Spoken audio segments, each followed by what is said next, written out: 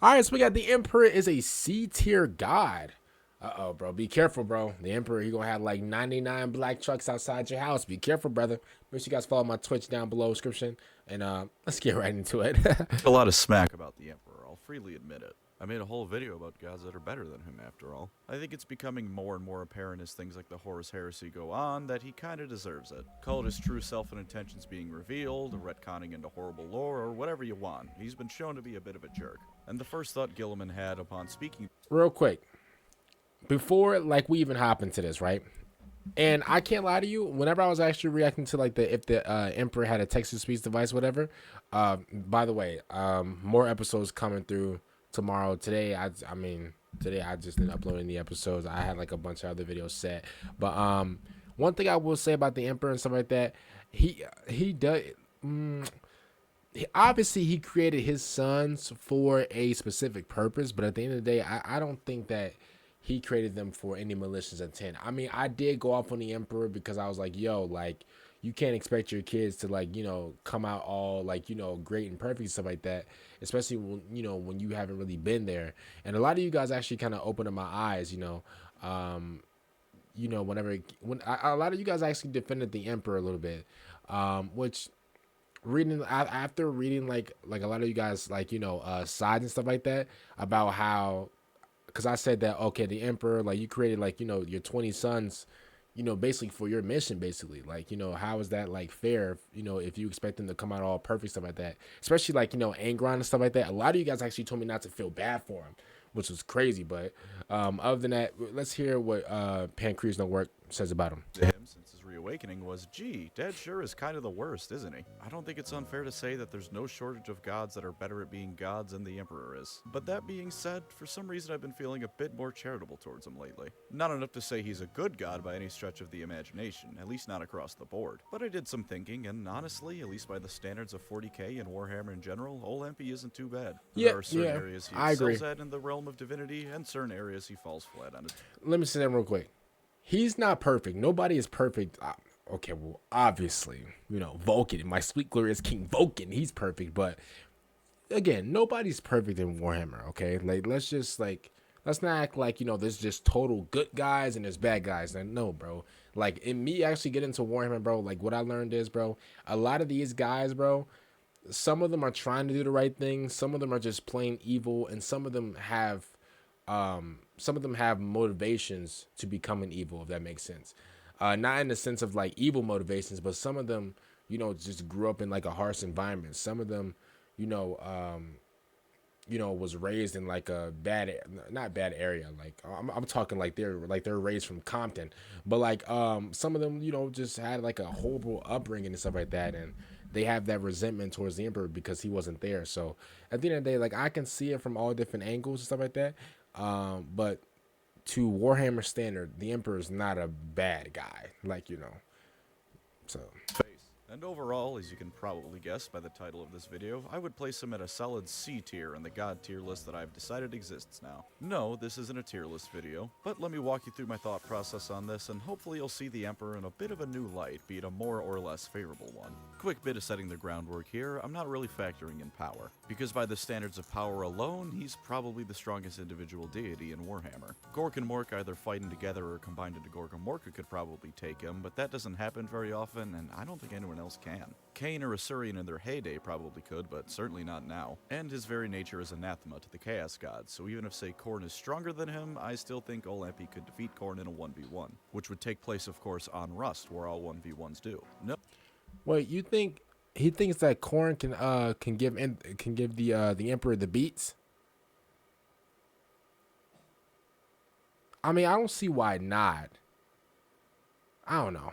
So I'll be judging him based on how he is as a god and a variety of categories you'll soon see that are largely based on his followers. Oh, and I'll also be including fantasy and AOS gods. It'll be more fun that way. First area of I'm gonna be real, yo. I don't know any fantasy gods or nothing like that, yo. Listen, when you start bringing up fantasy gods and stuff, I'm gonna be a little confused. divinity, his followers, numbers, and strength. In this one, I think the Emperor is pretty solidly in the lead as a god.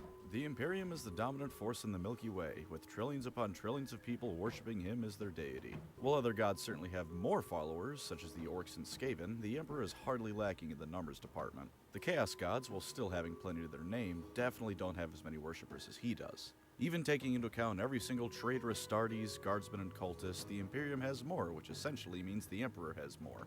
And if you take into account gods like those of the elves or indeed the Eldar, it's not even close. There are nowhere near as many Eldar as there are humans. It's as simple as that. Sure, at the height of their empire there might have been, but that's not when the Emperor was a god, now was it? So I don't think I can count it, even being the elf simp I am. I mean, there's probably only thousands of Harlequins in the galaxy. Maybe in the low millions tops if you really want to get ridiculous with the numbers in 40k and really want to give the Eldar some credit, which I do, so let's go with that. Compare that to the uncountable billions in the Guard alone. Almost all of humanity in 40k worships the God Emperor, lending him strength and giving him the edge compared to the other gods of the Warhammer settings. Even taking into account fantasy and indeed Age of Sigmar, the titular god of the setting doesn't have every single human firmly in his camp as the Emperor largely does in 40k. Many worship other gods, such as Cain or even Gore. Yo, that is crazy that like a lot of people they basically like look at like the Emperor as like their god basically. I mean, and technically technically he is, right? Like he's their god, right? Isn't he like the human's god, right? Isn't he or no? Yo, why am I talking to you guys like there's a chat here, bro? I cannot, bro. Bro, whenever I ask you guys that question, bro, I looked bro, I'm going cuckoo for buku buffs. Whenever I asked you guys, I was like, yo, is the Emperor their god? I looked at like the side of the screen, like there was a chat there. If that does not tell you that your boy is gonna be streaming, bro, make sure you guys follow my Twitch right now, twitch.tv/Candy with 2 Y's. First link in the description down below. Man, I asked you that question. I looked straight to the side. I'm like, yo, there's no brother. You're recording a video, buddy. Okay. I know you're going cuckoo for buku buffs, and you're glazing on Vulcan too much. Yo, calm down. Okay, this is why I have to tell myself a little bit. But interesting. Orca. Other gods that largely have an entire faction devoted to them are in the same boat, as well as mixing in things holding back the gods of races like the Eldar. Tyranian Teclis, despite not presiding over a dying race like elves usually are, still can't compare to the Emperor's followers. Even taking into account the scaling of AOS being a bit smaller than 40k, the T-Twins don't have anywhere near the complete dominance of worship the Emperor does over either the mortal realms as a whole or even over all the elves alone in AOS. As for the power of his followers, the Emperor can count on the Imperial Guard, the Sisters of Battle, Mechanicus, Custodes, and of course the Space Marines, just to name a few. While yes, the Space Marines and Custodes generally don't consider him a god, they still fight in his name and carry out what they believe to be his will. I still personally think their belief in him as their ruler lends him strength in the same way the average person's belief in his deity status does. And even if it doesn't, they're still fighting in his name regardless, so they still count as a follower of some sort. And while the Mechanicus' view on the Emperor varies quite heavily between believing him to be the Omnissiah, an aspect of it, or being an asshole who strong-armed the Cogboys into following him, they still fight for him and alongside his more direct followers enough that for the sake of this category, I'm counting them as well. He has the mightiest and most effective force in Warhammer by sheer virtue of its number and variety. I firmly believe 1v1 the forces of the Eldar, Necrons, and Tau can fight the Imperium and win. Be it because of better training, psychic might, tech, or a mix of all three, I think they've got the advantage. Especially the Eldar, may Osirian guide them to victory. But the Emperor has such a variety of forces in such extreme numbers that eventually his followers will come out on top in any 1v1 situation. Granted, this is ignoring any super weapons like the Necrons or Eldar have, because then it just... Bro. Okay, so this is like the third time that I've heard about this damn secret weapon. I did find a West Hammer video about the best secret weapons like that, like the Necrons or whatever have. So we'll be checking that out. But like this is like the 5th time that I heard about this secret weapon that the Necrons got, bro. These guys got like they got like a C4 mixed in with like a spirit bomb or something, bro. Like, what's going on? Mutually assured destruction. He doesn't have the mightiest followers in Warhammer, or even the one with the best tricks. Saint Celestine may fall to certain greater demons if they play their cards right, and if I remember correctly, the Celestine Prime one-shot a demon the size of a small country. I don't care how hard you masturbate over Space Marines, the Celestine Prime could put any of them in the dirt. Only fitting, of course, he is Karl Franz, after all. Who the hell is this? Who? Did he say he one-shot at the... Who the hell is this guy? Where's he from?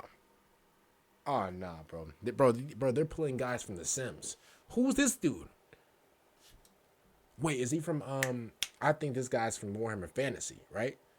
or But he has an abundance of good enough followers, so in this category I put the Emps at the S tier. As for the loyalty of his followers, however, now the Emperor's fallen down the ranks. I'll give him a C- for this category, and here's why. The majority of Imperials are firmly loyal to the Emperor, or at least are in a position where they have no other choice but to be loyal. Problem is, enough of them turn traitor that it frequently leads to entire worlds being destroyed. Imperial governors frequently fall to Slaanesh or Tzeentch, and a hive city without at least some amount of chaotic presence is a hive city that only exists in the imagination. Hell, 9 of his kids betrayed him, and that was when he was walking around still talking to people. For every dozen guardsman regiments crying for the Emperor and believing it with all their heart, there's a couple that would readily switch teams to stay alive, and a couple that would be outright happy to shed some blood for the Blood God. Imagine a Harlequin betraying Kegarak, not being corrupted, consciously deciding to turn against him. That's not happening, it just isn't. They're far too fanatically devoted to Kegarak to do so. The same holds true of many other gods. Plenty of chaos cultists are firm I believers. mean, but isn't that like the point though? Like,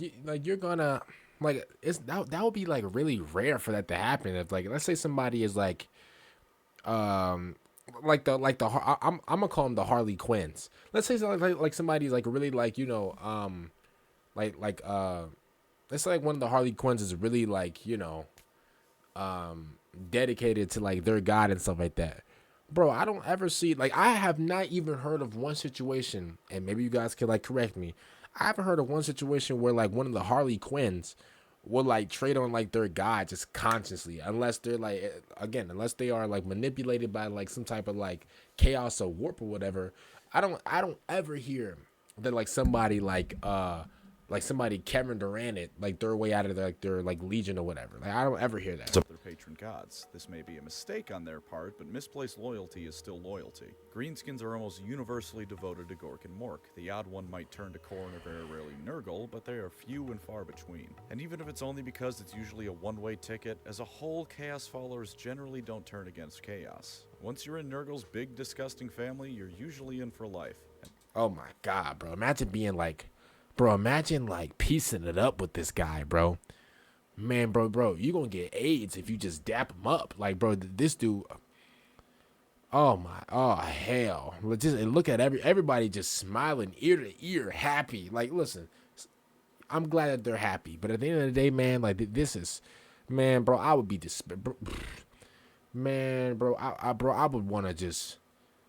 Oh man, I can't say that. I'll get listen. I would get demonetized if I said what I was about to say. Oh man. If you try and leave, they'll take your life. Aside from that one group of them that earns you a spot in the book if you ever talk about them. This guy, this guy's from Warhammer Fantasy. Yeah, I know him. I forgot his name though. He's from Warhammer Fantasy. It's him, it's him and the tall dude, the tall lanky dude that's built like XQC.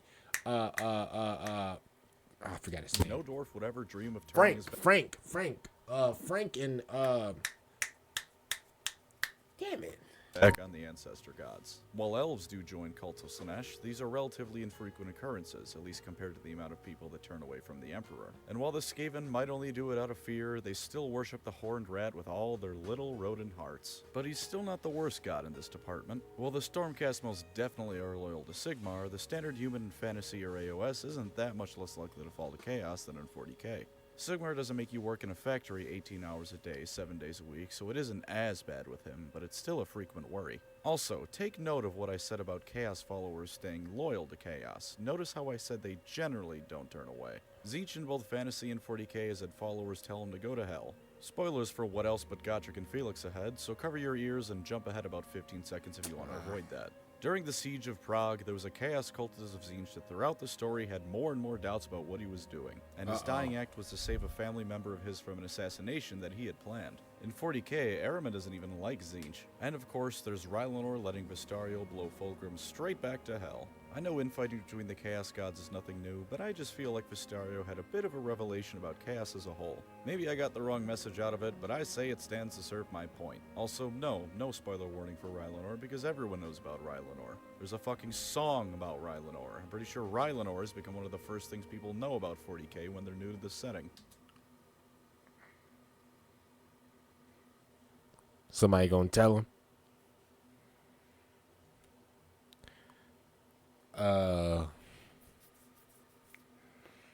So how I got into Warhammer, I actually started playing. I started playing and I started recorded my reactions to Warhammer Space Marine 2.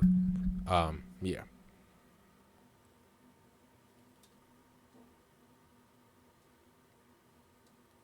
But to keep on topic, Zinch seems to have problems with his followers having Disney-style moments of heroic clarity. There's also gods like Nagash. Almost none of Nagash's followers like Nagash. Nobody likes Who Nagash. Even would? Arkin just thinks he's the best bet against chaos, and during the end times outright doubted his He looks choice like in bringing hell. the asshole back. Plenty of his followers actively work to escape his service. It's just that he could explode their heads with a thought, so they need to be careful about it. GG's. So overall, on the fields of follower loyalty, Emperor! the Emperor's in low C tier. Not the worst, definitely not the best. If he was in a better position for this category, the Imperium wouldn't need to have one of its jobs be blowing up their own planets. Now, how he treats his followers, and more generally how they live. D tier, bordering on F, but just avoiding it, and remember... Yo, I'm gonna keep it real, bro. And TMI, bro, but bro, if I'm the Emperor, bro, I would be sick, bro.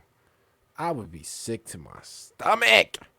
Bro, look how he's just sitting there, bro. Like, he can't even, like, stretch. He can't even, like, move his legs. Like, bro, imagine, like, the patience. Imagine, like, bro, he got, like, 1,000 extension cords just connected to his brain. Like, bro, bro, whatever these extension cords are, like, connected to, bro, man, I know their Wi-Fi is, bro, strong as life itself, bro. Strong, bro. These guys, bro. This is like the Starlink Wi-Fi, bro. Like, man, you plug you plug the extension cord, not the extension cord. You plug the Ethernet cord in, like with the console, whatever, and the other end of the extension cord, with the Ethernet cord is the Emperor. Yo, your console's blowing up. Your PC's blowing up. I'm gonna be honest with you, bro. This is crazy, bro. But like I said, TMI, what I'm about to say. But imagine you're the Emperor, bro, like, and you're just sitting there for, like, thousands and thousands and thousands of years, bro. Bro, at one time, bro, like, and, bro, they don't even shower, bro. He doesn't even, like, they don't even, like, wash bro down. Like, bro, imagine, like, the stench. Yo, TMI, yo, Emperor, please, I don't want 5 trucks outside, bro. Lighten up the house. I'm sorry. But, like, bro, imagine, like, he got to scratch his balls and everything. Like, man. This is by Warhammer standards. Here's your reminder that living in the Imperium sucks for almost everyone involved. Hiveworld sucks for about 99% of all the people living on them. Even if you don't think it's non-stop factory work day in, day out, there's still rampant overpopulation and pollution. Not fun place. Is this where they give you corpse starch? This is to live, and a very hefty chunk of humans live in those in 40k. Agri worlds also frequently suck, Forge worlds are hell with metal instead of fire, and human rights as a whole in the Imperium are the setup to a joke that ends with you being shot. Not great, is my GG's. point. For every loyal Imperial citizen he empowers to fight chaos, for every saint guided by the will of the Emperor, there's 1,000 psychers a day he eats to survive.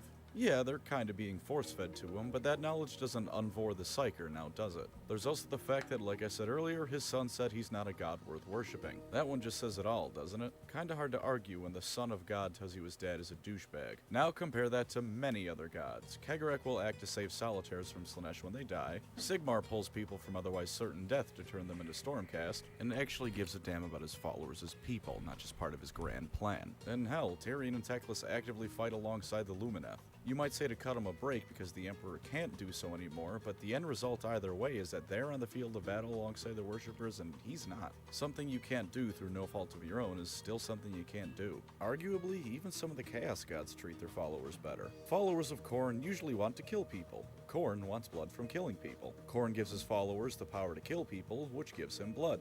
It's a mutually beneficial relationship. Sure, they live in hell, but that gives them more chances to murder things, so it's not really an issue. Slaanesh cultists may have their souls turned into husks, but at least they're having fun before then. And Nurgle just loves his followers. They're all one big head. Yeah, I was about to say, you know what, with the Nurgle, whatever, even though, you know, they stink, they all happy, bro. We just gonna let them be happy. Shout out to Nurgle, man. You know what? Hey, I'm gonna just keep it honest with you. The other day I asked you, because I was like, yo, if you had to join, like, you know, one Chaos God, who would you join? A lot of you guys say Nurgle, man. And if I'm being honest with you, bro, man, this pains me to say it, bro. But I'm gonna join Nurgle, bro. That Khorne dude, he's a crash out, bro. I feel like he'll look at me and just try to stomp me out with the Air Force Ones. Slaanesh is Diddy 7.0. You know how that goes. And the other guy, the Tearsnitz guy, the guy, his face just, bro, despicable. He just built weird or whatever. The guy that knows the future, whatever, he's kind of boring. I'm gonna be honest with you, yo. Man, I can't believe I'm saying this. Yo. You know what, man? Yo. Man, Nurgle 2028. Family. A smelly, disgusting family, constantly dying of plague and horrible, horrible diseases, but they don't seem to mind too much. Some of the only gods who inarguably treat their followers worse than the Emperor are Tzeentch, the Horned Rat, and Nagash. Tzeentch will actively screw over your plots in favor of someone else's for no other reason than it's amusing to him, and that's assuming he doesn't just turn you into a chaos spawn to see what happens. The Horned Rat's first appearance in the material plane involved him eating several dozen Skaven alive. He didn't need to do this to sustain his form or anything, he just chose to be a dick. And Nagash is Nagash. I don't need to explain why he's a shitty god, he's Nagash. It's very hard to outdo Nagash in the field of being a prick. Unity of his followers. The Emperor gets a B rank. They're all mostly on the same page. Different planets often have different interpretations of the Emperor, and sometimes this causes either religious wars or the planet to be exploded, but other than that, they're mostly on the same page. Except for when the Inquisition and the Space Wolves fight each other, and the Space Wolves win because they're bullshit, and the Grey Knights murder anyone who saw them for secret reasons, and the High Lords order a planet destroyed because someone had funny ideas about human rights on it.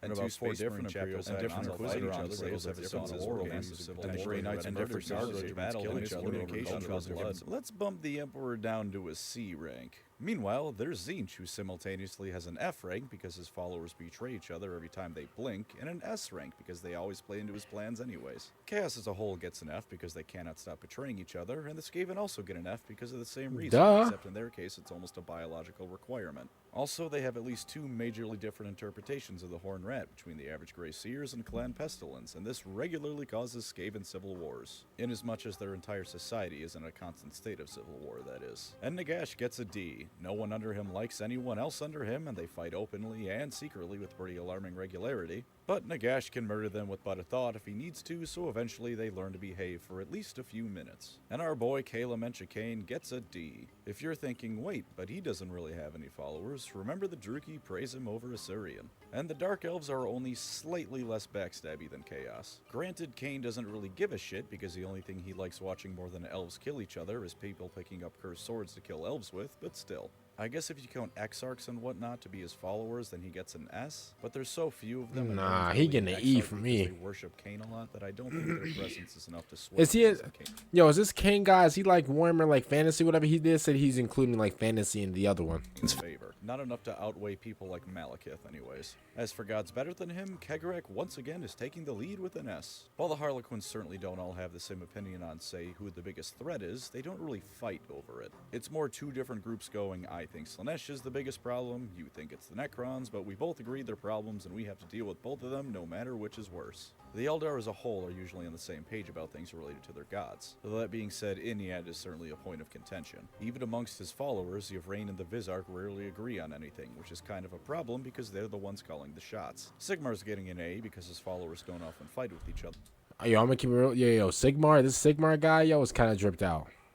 I'm gonna keep it completely real. He's dripped out to the max. From my readings. Plenty of disagreements and witch hunters existing prove there's issues to be sure, but nothing like the massive scale civil wars of the Imperium. Elector counts get into petty disputes pretty often, but I see those more in the vein of border skirmishes than anything else, or petty honor disputes. Most of the religious disagreements of the Empire are between the cults of Sigmar and Ulrich, who's an entirely separate god. Though I suppose I did give the Emperor credit with Mechanicus being a separate faction, so maybe I should bump down Sigmar a bit for that same reason. Then again, I like Sigmar more than the Emperor, so he keeps his A because I can happily play favorites when it suits me. Finally, true, it is his video. What is the Emperor a god of, and how effectively does it empower him?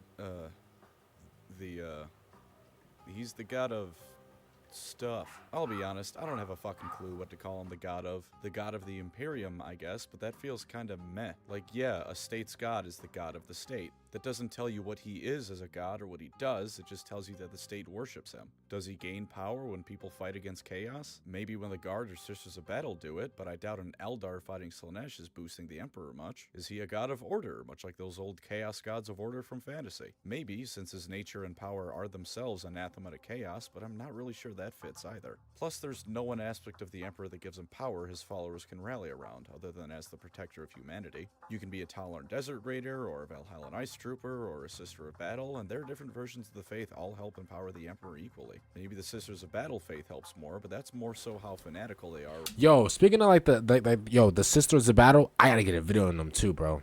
I heard that they look good and they fine and they cool too. Than their specific brand of worship. That being said, he clearly has no problem drawing power from whatever his godly field is. The endless masses of humanity in 40k have spent 10,000 years empowering him to the point that he can light Nurgle's garden on fire without any massive risk to himself. Whatever his mystery domain is, it's clearly boosted his power after 10,000 years of worship. And yet, let's compare him to the other gods of the setting. Chaos gods easily take the lead in this category. Khorne, for instance, is the god of blood and war. When people are going to war, regardless of who it is, he gets a little bit of power from it. Or Tzeentch. When someone is doing a lot of scheming or using magic, Tzeentch benefits a tiny bit even if they're plotting against him. All four of them have very easily defined domains that they draw power from, whether or not the people involved or even their followers. Even though Khorne's a crash out, I do like him. Chaos gods are completely unmatched as gods. Most other gods have similar situations, just not as potent. The gods of each of the mortal realms in AOS are tied to their respective realm. When it's doing good, they're doing good. When it's not doing good, they're not doing good.